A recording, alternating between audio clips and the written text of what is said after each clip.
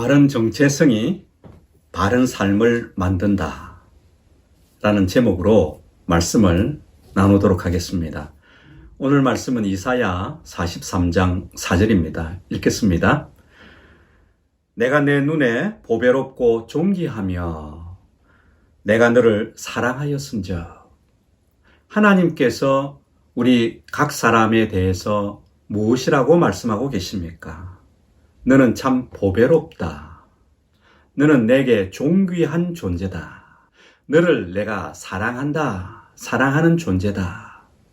우리의 정체성을 간략하면서도 분명하게 하나님께서 말씀해 주시는 내용입니다. 보배롭다, 존귀하다, 사랑한다. 바른 정체성이 바른 삶을 만듭니다. 사사기 6장에 보면 이스라엘 백성들이 미디안에게 고통을 당하게 되지요. 7년간 고통을 당하니까 얼마나 힘들었겠습니까? 그래서 부르짖습니다. 하나님 살려주세요. 그래서 하나님께서 부르짖는 이스라엘 백성들에게 다가갑니다. 도와주시려고 그렇게 하신 거죠. 그때 사용했던 인물이 누굽니까? 기드온입니다. 하나님께서 기드온을 선택하실 때 기드온을 향해서 말씀하신 내용이 있죠.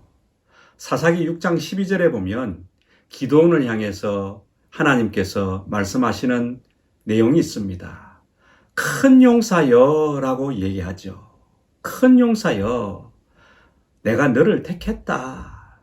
네가 이스라엘 백성을 구하는 사사가 되어야 되겠다. 큰 용사여 라고 하나님 아버지께서 기드온을 향해서 말씀하시는 내용이 있습니다. 그런데 그 뒤에 보면 사사기 6장 15절에 보면 기드온이 뭐라고 합니까? 므낫세 중에서 저는 가장 약하지 않습니까? 내 아비 집에서 가장 작은 자가 아닙니까? 가장 약하고 가장 작은 자입니다. 이런 자가 뭐 하겠습니까? 이렇게 하나님을 향해서 고백하지요. 제가 여러분에게 질문을 하나 던지고 싶습니다. 지금 기드온의 이 고백은 교만의 고백입니까? 아니면 겸손한 고백입니까? 교만은 하나님의 관점이 아니라 자신의 관점으로 자신을 바라보고 자신을 평가하고 자신을 인정하는 겁니다. 자기 관점이죠. 겸손은 하나님의 관점으로 자신을 인정하고 자신을 수용하는 것입니다. 교만과 겸손은 한 끗 차이죠. 하나님의 관점으로 바라보면서 자기를 인정하고 수용하느냐, 아니면 자신의 관점으로 자기를 인정하고 자기를 수용하느냐, 둘 중 하나에 따라서 교만이냐 겸손이냐가 결정되는 것입니다. 그렇다면 기드온의 이 반응은 겸손입니까? 아니면 교만입니까? 교만입니다. 자신의 관점으로 자신을 바라보고 자신을 인정하고 자신을 수용했던 것이죠. 하나님의 관점은 큰 용사였습니다. 너는 큰 용사다. 그래서 이스라엘 백성들을 구원하고 인도할 사사다. 그렇게 얘기를 하나님께서 말씀하시는데, 이 하나님의 말씀 앞에서 하나님의 관점으로 자신을 바라보지 못하니까 저는 약합니다. 저는 작은 자입니다. 라는 자기 비하, 자기 평가처럼 이 속에 갇혀서 말할 수밖에 없었던 것이죠. 기드온은 사실은 큰 용사가 아닙니다. 전쟁에서 제대로 싸워본 경험도 없습니다. 용사라고 해도 뭐 할 건데 큰 용사라고 하니까 어찌 보면 이해가 안 될 수 있죠. 그런데 하나님께서 그렇게 말씀하시면 그냥 그렇게 받아들이면 되었을 텐데, 저는 그런 수준이 아닌데요. 저는 그 정도의 급이 아닌데요. 제가 언제 큰 용사로 무슨 소대장도 아니고 중대장도 아니고 대대장도 아니고 사단장도 아닌데 무슨 큰 용사인가. 그런 사람 아닙니다. 그렇게 했던 것이죠. 그런데 여러분, 요한복음 14장 12절 말씀 이렇게 주님께서 말씀하시죠. 나를 믿는 자는 내가 한 일도 할 수 있고 나보다 더 큰 일도 할 수 있다. 예수님께서 말씀하십니다. 나를 믿으면 예수님이 하셨던 그것도 할 것이고 또 그보다 큰 일도 할 수 있다. 예수님이 우리를 향해서 말씀하시죠. 우리는 예수님 믿지 않습니까? 그러면 우리는 자기 비하할 필요 없습니다. 자기를 평가절하할 필요도 없고요. 자기 자신에 대해서 부정적으로 마구 속된 말로 깨는 말들을 생각을 할 필요가 없는 것이죠. 왜? 이미 우리는 예수님 믿고 예수님 하신 일처럼 우리도 할 수 있고 예수님보다 더 큰 일을 할 수 있는 능력자이니까 그렇죠. 그런데 전제 조건이 있죠. 무엇입니까? 예수님을 향한 믿음이죠. 믿음이 있는 자는 예수님이 어디에 계십니까? 우리 안에 있는 것이죠. 예수님을 믿고 예수님이 우리 안에 우리 각자의 삶에 계신다면 그것이 전제로 깔려 있다면 이제는 우리는 하나님의 관점으로 우리 자신을 바라보면서 예수님이 하신 일도 우리는 할 수 있구나.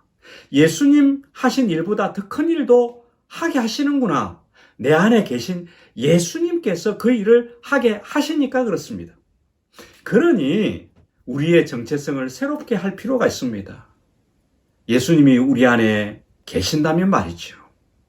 출애굽기 3장에 보면 모세가 나오죠. 하나님께서 모세에게 떡하니 나타나셔서 하신 말씀이 있죠. 내가 너를 택했다. 내가 너를 이스라엘 백성들의 지도자로 삼았다. 네가 애굽에 가서 애굽에 있는 이스라엘 200만 명의 백성들을 구출하는 일에 사용되어야 하겠다. 내가 너를 인도자로 삼았다.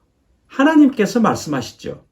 출애굽기 3장 10절 하나님께서 말씀하신 내용이 나옵니다. 그때 모세가 어떤 반응을 했습니까? 출애굽기 3장에 보면 11절에 보면 모세가 내가 누구이기에 이 백성들을 인도할 수 있겠습니까? 내가 누구이기에 바로에게 가서 그 일을 할 수 있겠습니까? 무슨 말입니까? 저는 감이 안 됩니다. 기드온하고 모세는 비슷한 말을 했던 것이죠. 자기 비하를 하고 자기 평가절하를 하고 자기를 낮추는 것 같지만 사실은 자기의 관점으로 자신을 바라보고 인정하고 자기를 수용했던 것이죠. 그러니까 하나님이 어떤 말씀을 해줘도 그것이 먹혀들지 않는 것입니다. 왜요? 안 믿으니까. 하나님의 관점으로 자신을 안 보니까. 하나님이 어떤 말씀을 하셔도 받아들여지지가 않는 것입니다. 기드온처럼요. 저는 못해요. 큰 용사도 아니고 용사도 아니고 그냥 농사나 짓는 사람이에요. 저는 그런 일들을 못합니다. 모세처럼 제가 무슨 감이 됩니까? 제가 누구에게 그 일을 합니까?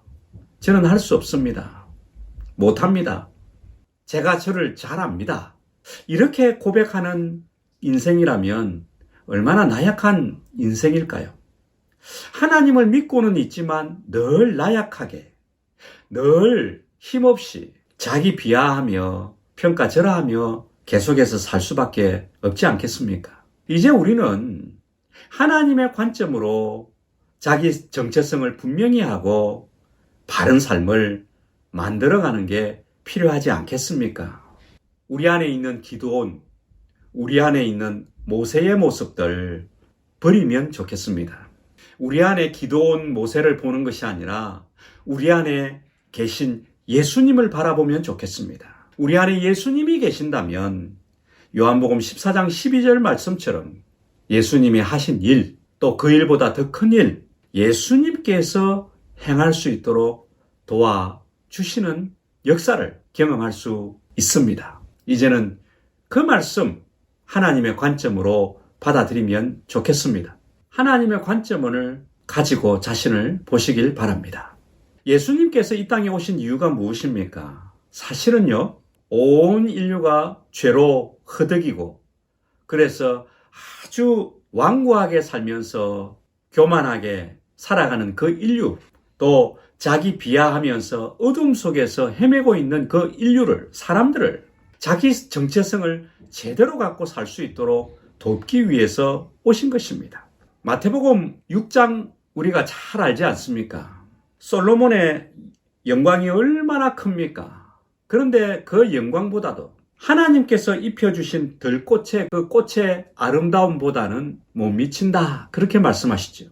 그러면서도 예수님을 믿는 너희들의 그 존재가 이 들풀보다 못하겠느냐. 너희는 참 영광스러운 존재다. 솔로몬의 그 입혀진 영광보다도 들풀에게 입혀진 그 영광이 더 크고 들풀에게 입혀진 영광보다도 너희에게 입혀줄 그 영광이 더 큰 존재다.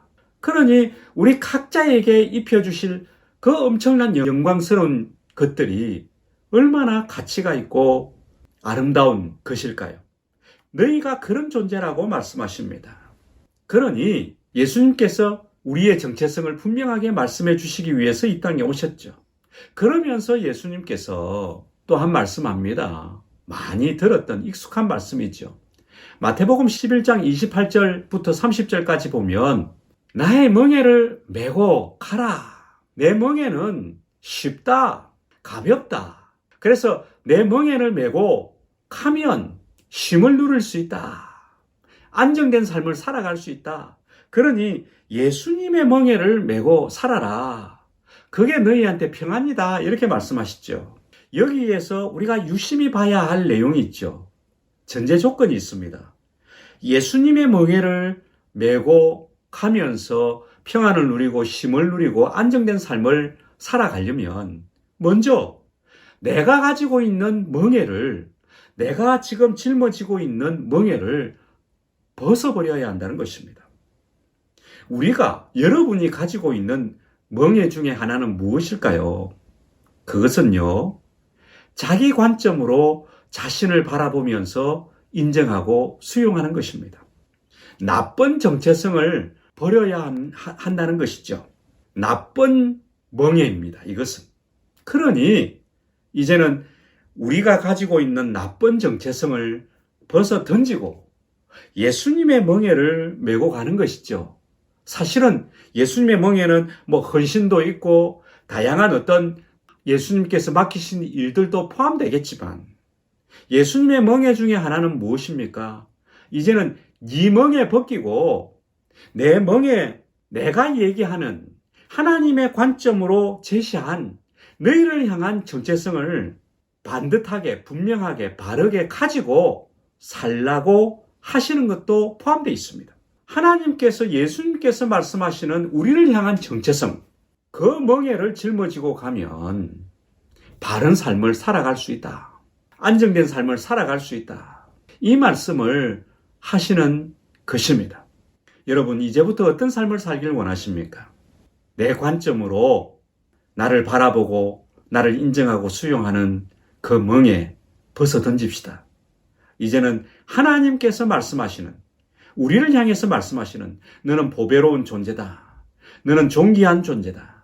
너는 사랑받을 존재다.